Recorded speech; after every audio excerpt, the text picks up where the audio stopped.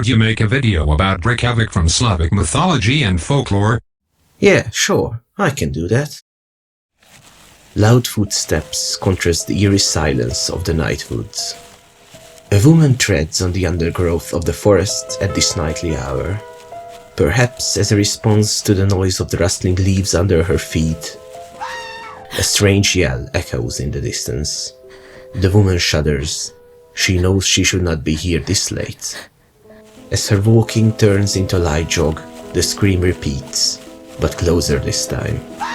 Realizing the noise she makes, the woman slows down. Yet the screech does not seem to care. Whatever haunts these grounds tonight is closing in. She hastily cowers behind a huge tree, trying to remain as still as humanly possible. Her steps no longer make a sound, yet the undergrowth is still rustling, louder and louder.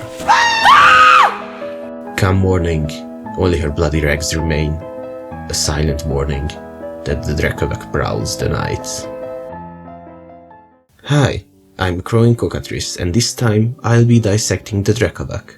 This creature originates from Slavic mythology, believed to exist in Serbia, Bosnia and Herzegovina, and Kosovo. It is also called Drekavac, Drekalo, Drekavac, or Zrikavac. It is named after the fact that it screams and yells in an otherworldly sound during the night. Its name literally meaning screamer. It's a thing. Part of the challenge with this creature are the widely different descriptions that come from various sources. It's supposedly an undead man who leaves his grave each night to haunt the living. It has a long neck some sort of the wandering soul of an unrealized child and can take on the guise of several soldiers. Under its humanoid with glowing eyes, he is a vampire, an undead man, protruding side, disproportionate legs, and a disproportionately large head. It is probably the soul of a dead child. Please kill me. Yeah, the amalgamation of these features resembles none of the descriptions. Most artists depict it like this, a shriveled, evil-looking humanoid. But I'd like to make more of an effort to bring at least some of the features together. After all, who in their right mind would claim that this is a bird, or has kangaroo legs? I collected each feature mentioned in these reports and counted which are repeated most often.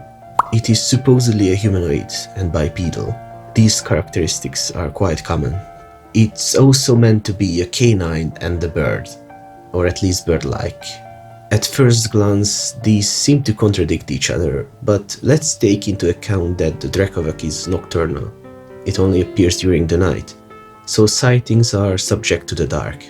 This means that vague canine or avian features should suffice. A short, beak-like jaw, small feathers or fur, and long thin legs. These latter are also a very repeated part of the Drekavac, so that's another one off the list. Most other features are not that common, but those that are repeated more than once include a feline aspect, an elongated body, a disproportionately large head, and the fact that it is dappled. We could add some cat ears, I guess, and mix in some color variation. And voila! This strange thing would more or less fit its most common descriptions. It is not surprising that so many variations exist on the Drekavac. It was originally intended to be a bogeyman to scare children. It also supposedly originates from kids who died unbaptized, haunting their parents. It could also be the spirit of a sinful, wicked man, haunting the living.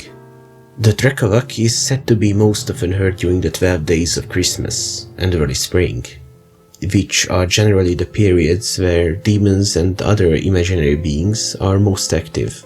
The thing is that the Drekavac is nothing more than its sound, a horrifying scream at night. All the rest was built up around it. But let's not get ahead of ourselves.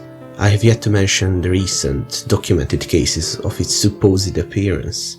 According to the Yugoslav and Serbian Duga magazine, people living around the Zlatibor mountains have often heard and seen the creature. But since neither did I find the original article, nor would I understand it, I cannot elaborate on these sightings. In 1992, people living in Krvavka, Serbia, reported sightings and found a carcass in the mud of the nearby river. It was described as dog-like, with kangaroo hind legs, and one source claimed it had a snake-like head. Well, I did find video of this. It was in the local news at the time, and they did show the body. It was a rotten fox, and quite obvious at that. It was decomposed to an extent, but it could certainly be identified. Keep this in mind though, the fact that it was a fox, I mean. In 2003, attacks on some sheep took place in Tometino-Polje, Serbia. The bodies were mutilated, and the owner claimed that Drekavac did all that.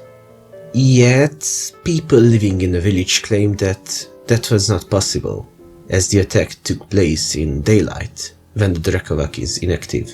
I do not know what or who killed those sheep, but as always when it comes to such reports, I remain highly skeptical.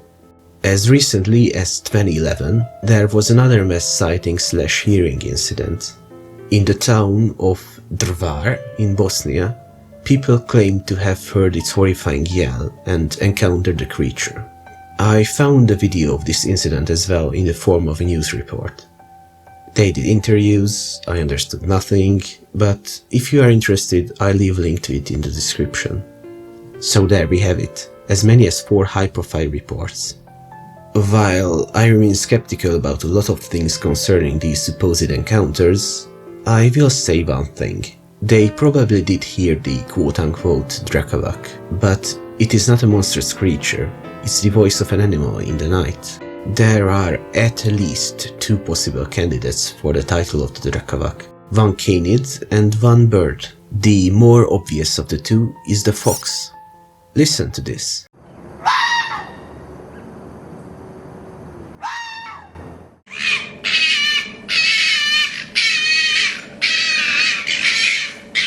Not a voice one would associate with the animal. Plus, the fact that people believing in a monster found a fox carcass and immediately labeled it as the Drekavac speaks volumes. While fox shrieks are quite common, if the animal drowned in the river, it certainly howled a lot more during its struggle, the poor thing. As for the bird, it is the Eurasian bittern. Listen to its song.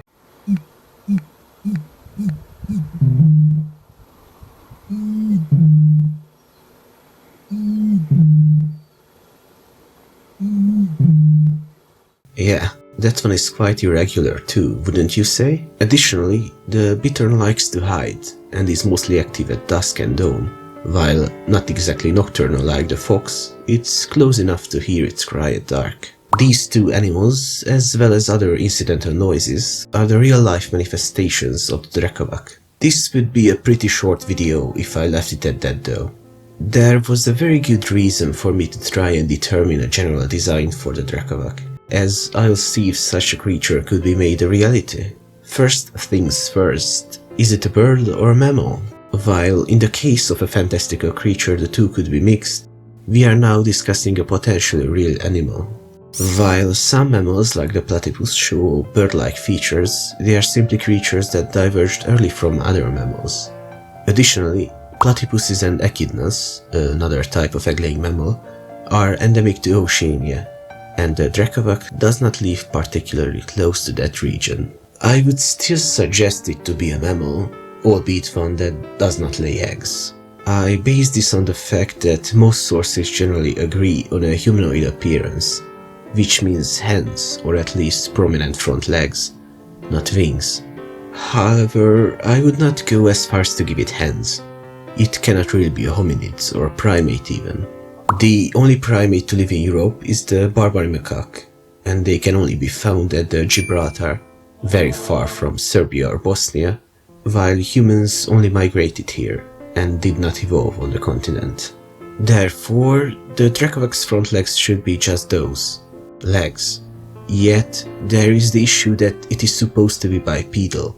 Rodents like the squirrel, which are native to the area, could roughly fit the description, as they do use their front legs to hold things. Ground squirrels are probably an even better fit, as their tails are often very short, supporting a vaguely humanoid appearance. There are a few issues though. The largest ground squirrels are marmots, which might exist in the European mountains, but are not the size of a fox and are not particularly slender. Additionally, rodents are not the vicious predators one would expect a Drekavac to be. However, they do eat meat and eggs. Squirrels, for example, are notorious nest robbers. All in all, as far-fetched as it may sound, we have to create the Drekavac on the basis that it diverged from the ancestors of rodents, like rabbits did, creating an entirely different order. While I would be happier if we could fit the creature into an existing classification beyond the supraprimate superorder, which includes a huge number of species, but alas, the Drekavac has that unique of a description, or rather descriptions in plural. This way we are substantially freer in deciding the details of the creature, as we only have to draw vague parallels with existing creatures. So the dappled short fur, elongated body and thin limbs are perfectly plausible. It could walk on two legs, with its front limbs serving as a way to grab its prey, similar to how a theropod dinosaur would hunt. However, its tail has to be insignificant to fit the descriptions, which would present some problems balance-wise. The weight of the upper body would not be offset by the tail. Therefore, we have to make it run, perhaps even walk on all fours, lifting its front legs to grab, hold or close something. While standing still or feeding, it could still be perceived as bipedal, as it almost would be. In the case of its head, we needed to be both canine and avian looking. I'd not put much emphasis on the humanoid aspect in this regard, as its posture alone is enough in that regard. While the head could have many shapes, I'll settle for something generic here. The real question is the shape of its jaws. In this alternative universe we are discussing, I would consider the confusion between the carcass of a fox and the Drekavac to mean that the creature has similar teeth. However, we must make it look at least vaguely beak-like. I was inspired by the fact that our theoretical Drekavac shares ancestors with rodents, and this is what I've come up with. Its prominent incisors evolved into more of a tusk, protruding forwards, resembling the tip of a beak while serving as vicious weapons. These tusks could be used to stab them into their prey, like a stag or a roe deer, providing an additional way to latch onto the victim, one that is more reliable than just biting. Of course, this would make them subject to snapping off if too much force is applied, but a good old-fashioned bite would still be there for backup. You might have your reservations concerning the design of this creature, but it is realistic, and we must take into account its nocturnal lifestyle. Apply darkness to this look, and in the heat of the moment it resembles many things. Could be a humanoid if it is facing you while standing upright, or a bird if looking elsewhere. Perhaps even a canine while scurrying on the forest floor. Additionally, we have to remember that foxes and Eurasian bitterns would still exist in this alternate universe, often stealing the spotlight from the Drekavac. Considering all the criteria the Drekavac has to comply with, I am pretty happy with this look. What about its sound, you ask? That was never an issue. Remember, we are talking about a unique order of animals, nothing like the world has ever seen. It could scream in any fashion we would like, a nice shriveling screech that freezes the blood in one's veins.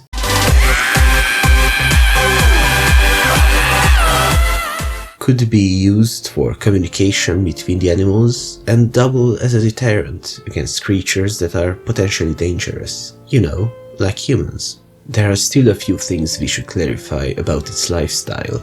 Its evolutionary origins would suggest that it is an R-strategist species. This means that it would produce many offspring, which have a low likelihood of reaching maturity. This would be disadvantageous for the Drekavac though, as it would most likely be a direct competitor to wolves, and bears to a lesser extent, in a relatively stable environment. Therefore, the Drekavac would literally throw bodies at the competition, hoping enough of them survive, whereas its competitors would focus on raising healthy and strong offspring, which would have a much higher chance at hunting the same prey, ultimately rendering the Drekavac extinct. As a result, we must assume that somewhere along its evolution, the creature switched to being a responsible parent, making a worthy rival for other large predators. So we can assume that they do not live in large communities, but do they live in packs, or are they completely solitary? While reports do not mention whether Drekavacs are seen alone or there are multiple screaming during the night, it is strongly suggested that few of them are encountered at any one time. Yet, we must assume that at least small families of the Drekavac hunt and live together. We can assume that they would prey on animals ranging from hares to roe deer, which would be achievable with their size and weaponry, but this would not be enough. Remember that they would be competing with wolves, who can hunt prey several times larger than themselves due to their large packs.